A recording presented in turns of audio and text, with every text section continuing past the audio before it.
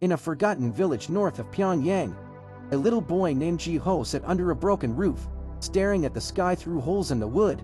He was only 6 years old, yet he had already learned what hunger felt like, what silence meant, and how the world forgets children who have no names. They called them street sparrows, the orphans of the regime.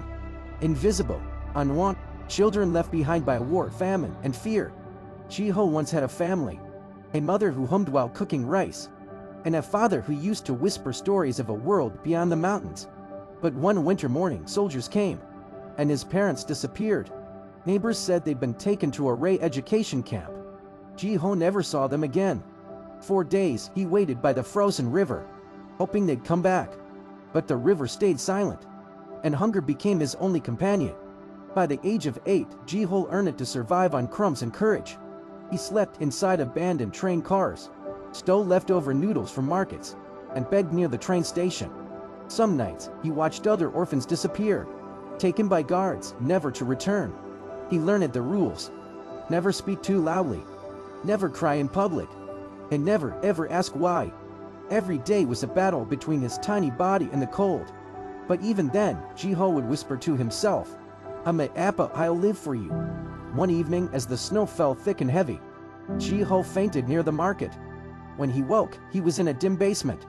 A woman's face above him, eyes filled with pity. Her name was Sora. She worked secretly with a group that helped orphans find food and shelter. She gave Ji-ho warm soup and whispered, "Don't be afraid, you're safe now." It was the first time in years that Ji-ho heard words spoken with kindness. For months, Sora hid him, fed him, taught him how to read simple words, and told him stories about freedom. But one night, government inspectors came to their area. Sora was reported. She was arrested.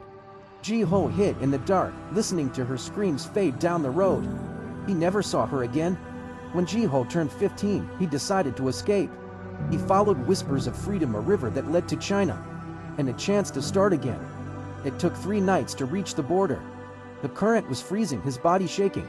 But he remembered Sora's last words, "Leave and tell the world." Ji-ho crossed, and somehow he survived. Years later, he was taken in by a South Korean family. He learned to speak, to laugh, to trust again. But every time he looked at the night sky, he thought of those still trapped behind the mountains, the street sparrows who never got to fly. In an interview, Ji-ho once said, "They tried to erase us, but as long as one of us survives, our story will be heard." And that's why stories like his must be told, not to expose pain, but to remind the world that even in the darkest corners of the earth, there are still children